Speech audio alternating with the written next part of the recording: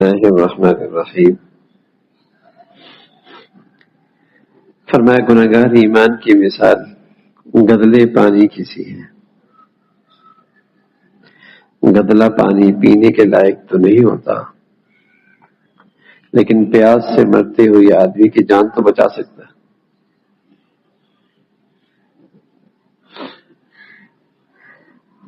گناہگار مسلمان کی مثال گدلے پانی کی سی ہے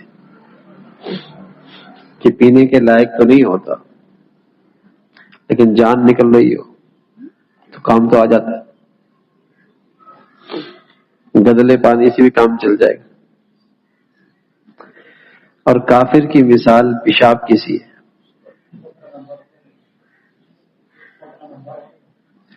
چاہے وہ کتنا ہی خوشنما اس کا رنگ کیوں نہ ہو پیشاب کا، لیکن وہ پانی کا کام تو نہیں دے سکتا۔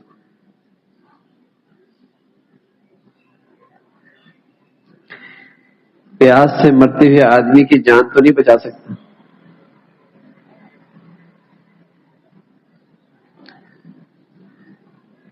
سمجھ میں آئی؟ بس اوقات آدمی یار اس سے تو کافر ہی اچھا ہے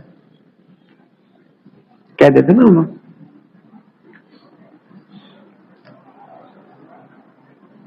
ٹھیک ہے نا، ایسے مسلمانوں سے تو کافر ہی اچھے کہہ دیتے۔ تو گناہگار مسلمان کی مثال اور کافر کی مثال ہی ہو کہ گناہگار مسلمان گدلے پانی کی طرح کہ پینے کے لائق تو نہیں، لیکن پیاس کی وجہ سے جان نکلی جا رہی ہو تو گدلا پانی بھی کام آ جائے گا۔ اور کافر کی مثال پیشاب کی سی ہے، کتنا بھی اس کا رنگ خوشنما کیوں نہ ہو وہ پانی کا کام تو نہیں کرتا، جان بچانے کا کام تو نہیں آتا۔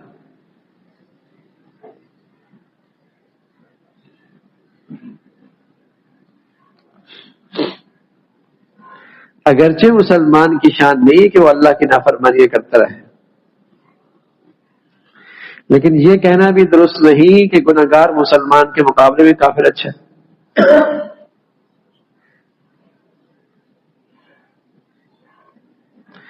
تمہیں اس کی بہت ساری چیزیں بڑی خوشنما نظر آتی ہیں، لیکن تمہیں نہیں پتا کہ اس کے اندر اللہ کی ذات پہ ایمان نہیں ہے۔ یہ اس کی وہ خامی ہے جو اس کی ساری خوبیوں پہ پانی پھیر دیتی۔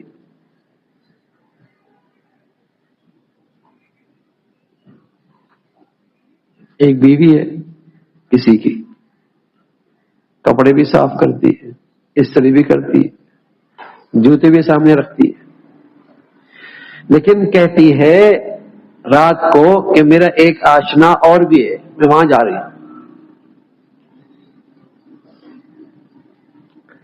اور دوسری وہ ہے جو کچھ بھی نہیں کرتی، یہ خدمت نہیں کرتی، لیکن جب شوہر اسے کہتا نکل جا میرے گھر سے تو کہتی ہے تیرے گھر کے علاوہ میرا گھر ہے کون سا؟ مر جاؤں گی اس گھر سے نہیں جاؤں گی۔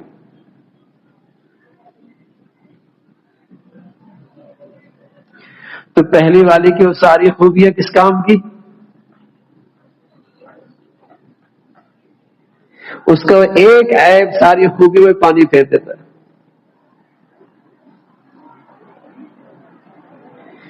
اسی طرح کفر اور شرک جو ہے اس کے اور بھی خدا ہوتے، اللہ بھی یہ بھی وہ بھی، اور مومن کہتا نہیں اللہ ہی اور کوئی نہیں۔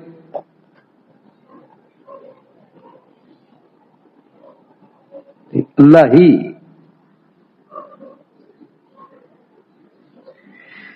تو کافر کی اندر کی وہ خامی ایسی ہے کہ ساری خوبیوں پہ پانی پھیر دیتے، انہیں بڑا خوشنما نظر آتے ہیں، بڑا سچ بولتے ہیں، بڑے وقت کے پابندے ہیں، بڑا وعدہ پورا کرتے ہیں۔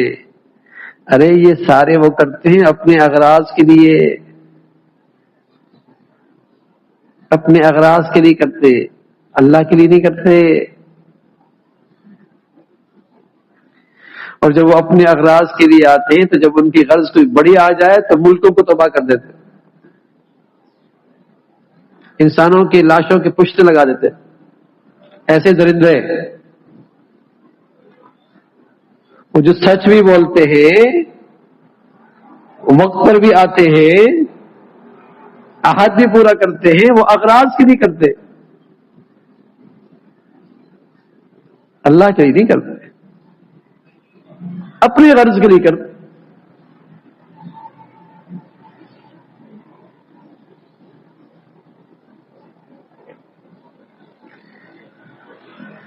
تو وہ اس کی ایسی خامی ہے جو اس کی ساری خوبیوں میں پانی پھیر دیتی. فرمایا گناہگار ایمان کی مثال، ایمان والے کی مثال گدلے پانی کی سی ہے. گدلا پانی پینے کے لائق تو نہیں، لیکن پیاس سے مرتے ہوئے آدمی کی جان تو بچا لیتا ہے. اور کفر کی مثال، کافر کی مثال پیشاب کی سی ہے. وہ کتنا ہی خوشنما اس کا رنگ کیوں نہ ہو، پانی یہ کام تو نہیں آتا، جان بچانے کا کام تو نہیں آتا.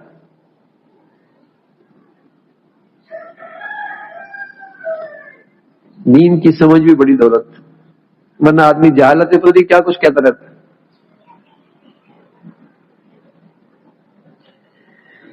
دین کی سمجھ بھی بڑی نعمت ہے، ورنہ آدمی جہالت میں نہ جانے کیا کچھ کہتا رہتا ہے.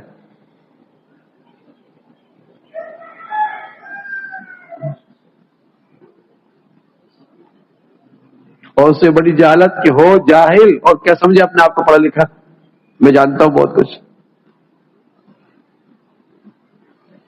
اس سے بڑی جہالت کہ اسے اپنی جہالت کا بھی احساس نہیں.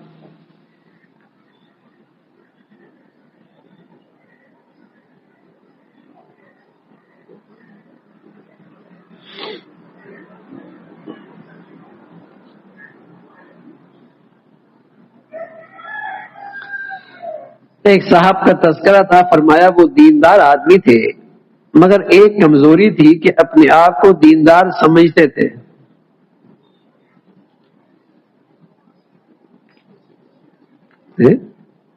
اس کا نام ہے خود پسندی. خود پسندی عجب.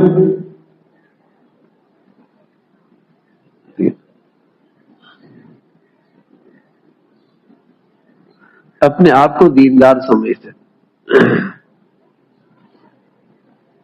پیغمبر تو یہ کہہ رہے وما ابرئ نفسی ان النفس لامارۃ بالسوء الا ما رحم ربی.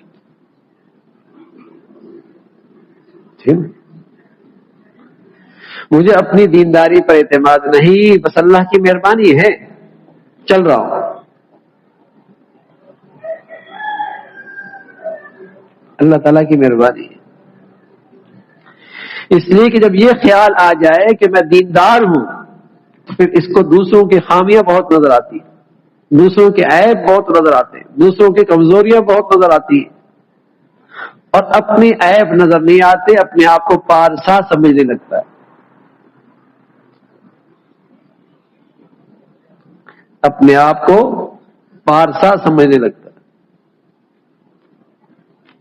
یہ بڑی بیماری ہے.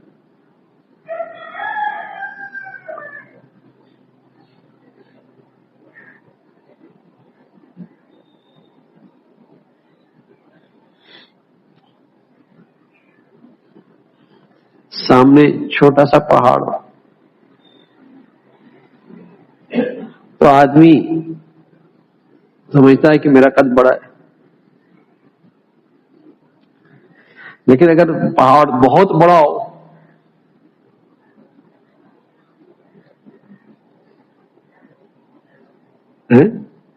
تو اس پہاڑ کے اوپر کوئی کھڑا ہوگا تو وہ کیا لگے گا؟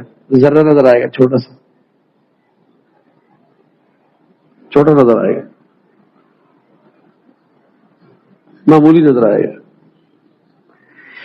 تو اسی طرح جب آدمی اپنے بڑوں کو دینداری میں دیکھتا ہے تو اپنے آپ کو بہت معمولی سمجھتا ہے،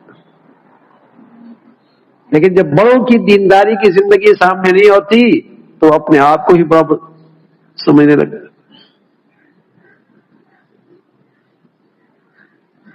اس لیے کہتے ہیں اپنوں سے اچھے دینداروں میں بیٹھو تاکہ وہ مجھے اپنا آئینہ دکھاتے رہے،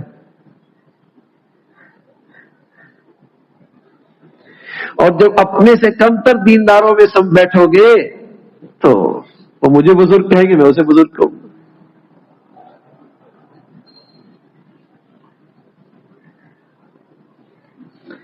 اپنے سے اعلیٰ دینداروں کے پاس بیٹھا کرو اور ان کی زندگیاں پڑھا کرو تاکہ آئینہ نظر آئے۔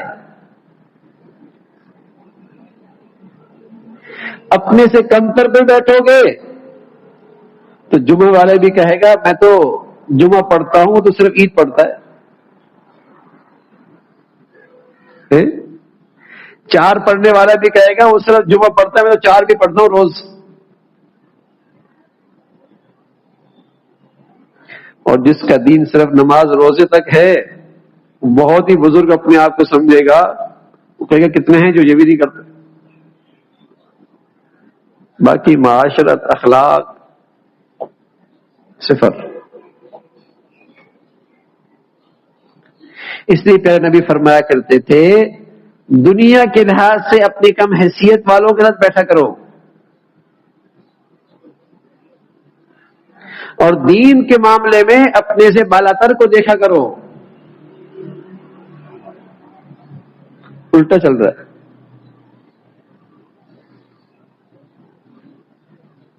جس کے پاس 10 روپے ہیں وہ بھی تو پیسے والا ہے نا، لیکن اپنے آپ کو پیسے والا کہتا ہے۔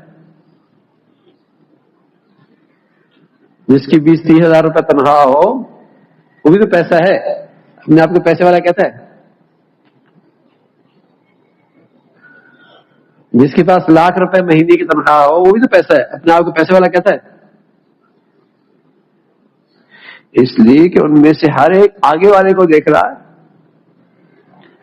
تو کروڑ والا بھی اپنے آپ کو پیسے والا نہیں کہتا، اس لیے کہ وہ ارب پتی کو دیکھ رہا ہے۔ لیکن یہاں جمعہ اور نماز پڑھنے والا بھی اپنے آپ کو دیندار کہتا ہے، وہاں تو پیسے والا نہیں کہتا، یا تو اپنے آپ کو دیندار کہتا ہے۔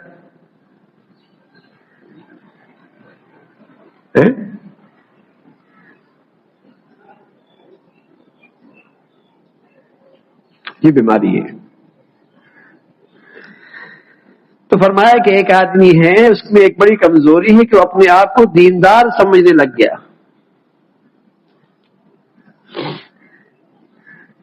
ضرورت اس بات کی تھی کہ وہ اپنے آپ کو مٹا دیتا، کہ جتنی اللہ تعالی کی معرفت بڑھتی چلی جاتی ہے، عظمت آتی چلی جاتی ہے، اپنے عمل کو اس ذات کی دربار میں بہت معمولی سمجھتا ہے، بہت معمولی سمجھتا۔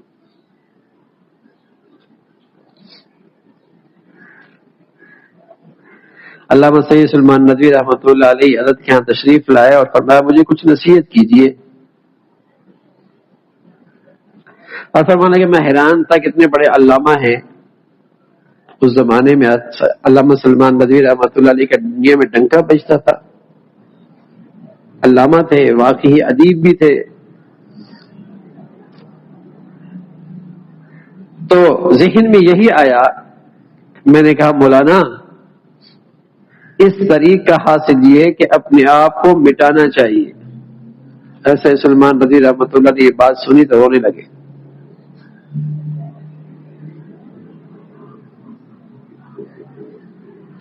ہم تو بس اوقات تعلق رکھتے ہیں اور زیادہ نمایاں ہونے کے لیے،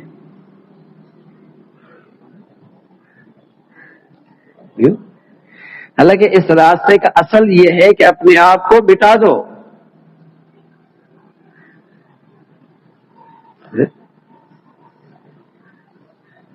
اس راستے کی اصل یہ،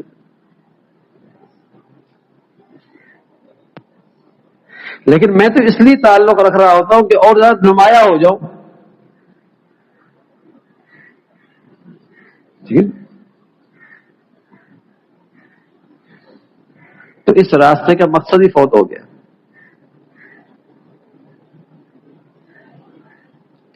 تو حضرت نے اسے نصیحت فرمائی کہ بھیا اس راستے کا حاصل یہ ہے کہ اپنے آپ کو مٹا دو۔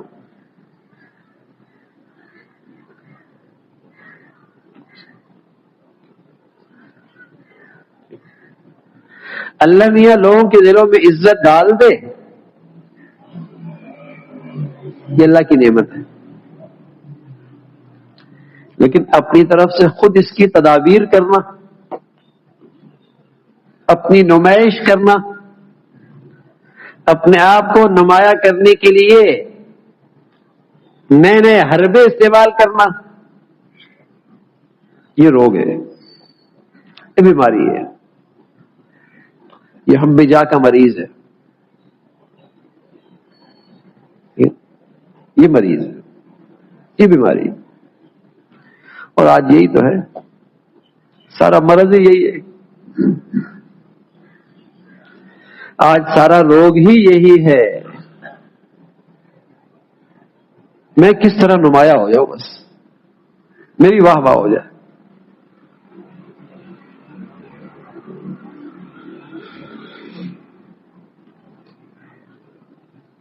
الحمدللہ کبھی طبیعت کو عقل پر غالب نہیں آنے دیتا، اور عقل کو کبھی شریعت پہ غالب نہیں آنے دیتا، سبحان اللہ۔ کبھی طبیعت کو عقل پر غالب نہیں آنے دیتا، اس لیے کہ طبیعت اور نفس آدمی کو اتنی کم عقلی کی حرکتیں کرواتا ہے کہ آدمی بسا اوقات جانور کی سطح سے بھی نیچے چلا جاتا ہے، حالانکہ اللہ نے عقل دی تھی اور اتنی کم عقلی کر رہا ہے، لیکن طبیعت کا، خواہش کا یہ ایسا تابع ہے کہ عقل سے کام نہیں لیتا۔ تو فرمایا کہ میں اپنی طبیعت کو عقل پر غالب نہیں آنے دیتا اور عقل کو شریعت پر غالب نہیں آنے دیتا۔ عقل تو کہتا ہے یوں کر لے، شریعت کیا کہتی ہے؟ میں اپنی عقل کو شریعت کے تابع کر لیتا ہوں۔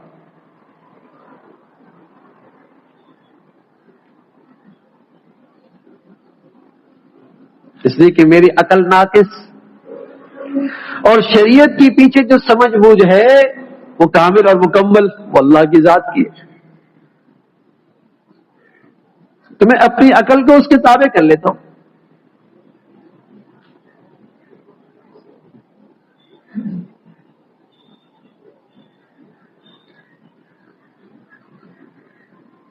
یہ ہے انسان کی انسانیت، اور یہ ہے انسان کی سمجھ بوجھ کہ آدمی اپنی زندگی اس چیز کو سامنے رکھ کے کرے کہ نفس، طبیعت، خواہش نہیں، عقل کیا کہہ رہی، اور میری عقل نہیں، شریعت کیا کہہ رہی، شریعت کیا کہہ رہی۔ اللہ تعالیٰ کی چھوٹی چھوٹی نعمتوں کی میرے دل میں بڑی قدر رہتی ہے، اور کوشش کرتا ہوں کہ اللہ کی نعمتوں پہ شکر کروں، شکر گزار، اور شکر کرو گے وہی چھوٹی نعمت بڑی ہو جائے گی، یا نعمت تو بڑی نہیں ہوگی لیکن اس کا نفع بہت بڑھیا ہو جائے گا۔ گھر تو چھوٹا ہی رہے گا لیکن اس گھر کا نفع اتنا ہے کہ گھر میں قدم رکھتا ہوں جنت کیسا لگتا ہے۔ یا اللہ تعالیٰ نعمت بھی بڑھا دے، گھر بھی بڑھا دے دے، اس میں سکون بھی بہت دے دے، یا نعمت تو بڑی نہ کرے لیکن نعمت کا نفع بڑھیا کر دے۔ یہ اللہ تعالیٰ نے بھائی شکر میں تاثیر رکھی ہے۔ اللہ کی ہر نعمت پہ شکر کرو گے، اس میں یہ تاثیر اللہ نے رکھی ہے، یا تو اللہ تعالیٰ نعمتیں بڑھا دیں گے، نعمت بڑی کر دیں گے، یا اس کا نفع بڑھا دیں گے۔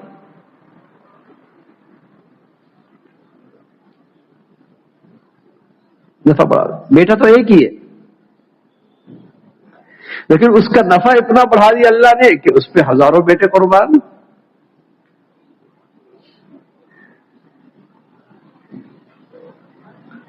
شکر کیا کرو اور اس نعمت کو اللہ کی رضا میں استعمال کیا کرو، اور اس نعمت سے اللہ کی چاہت کے کام لیا کرو کہ اللہ کی چاہت کیا ہے اس نعمت میں.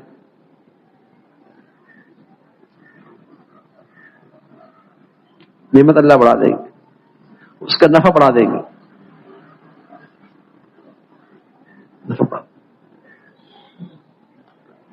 زبردست عبادت ہے یہ, زبردست عبادت. اللہ تعالیٰ ہمیں اس کے عادی بنا دے. چلتے پھرتے اللہ کا شکر کیا کرو, اور چلتے پھرتے اللہ کی نعمتیں استعمال کر رہے, ہر لمحے کر رہے ہوتے ہیں.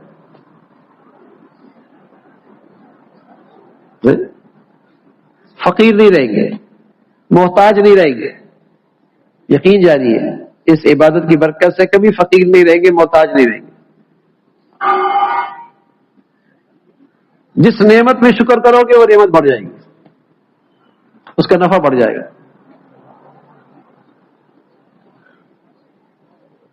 اور یہ نعم عبادت بھی ایسی ہے کہ نہ اس کے لیے وضو شرط ہے, نہ کوئی جگہ شرط ہے, نہ کوئی وقت شرط ہے, نہ کوئی جگہ شرط ہے, نہ کوئی وقت شرط ہے, نہ کوئی طہارت شرط ہے. لیٹے لیٹے بھی کر سکتے ہو, بیٹھے بیٹھے بھی کر سکتے ہو, چلتے چلتے بھی کر سکتے ہو, ہر حال میں کر سکتے ہو. کرتے رہا کرو, مزہ آئے گا. ہمیشہ اندر سے خوش رہو گے. یہ آدمی بلا وجہ آدمی غمگین رہتا ہے نا, غمگین سوچ سوچ کے غمگین رہتا ہے, اندر ہی اندر دکھی رہتا ہے. یہ ختم ہو جائے گا سارا. خوش رہو گے اندر سے. اپنے بچے اور بچیوں کو بھی سکھاؤ. آج کل بچے بھی ڈپریشن میں رہتے ہیں, سب گھر والے ڈپریس ہیں آج کل. بیوی الگ ڈپریشن میں ہے, شوہر الگ ڈپریشن میں ہے, بیٹی الگ مصیبت میں ہے.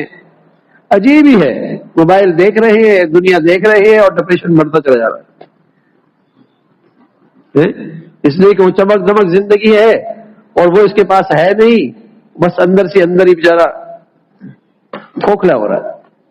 شکر کرو, خوش رہیں گے. اندر زندگی کی ایک تازگی ملے گی, تازگی ملے گی. لیکن شیطان بھی کہتا ہے میں سب کچھ کرنے دوں گا لیکن اس بندے کو شکر نہیں کرنے دوں گا. لآتینہم من بین ایدیہم ومن خلفہم وعن ایمانہم وعن شمائلہم ولا تجد اکثرہم شاکرین. شیطان کہتا ہے میں شکر نہیں کرنے دوں گا اس کو. اور کوئی آدمی اپنی زندگی میں جائزہ لینا چاہے کہ میری زندگی میں شیطان کے اثرات ہیں یا نہیں, تو اس کا پیمانہ کیا ہے؟ اگر اس کی زندگی میں شکر نہیں تو سمجھ لو شیطان کا اس پہ اثر ہے, اس پہ اثرات ہے. اثرات کس کے؟ شیطان کے. لوگ کہتے ہیں اثرات ہو گئے, اثرات ہو گئے, تو اس پہ اثرات ہے. اگر شکر نہیں تو شیطان کے اثرات ہے.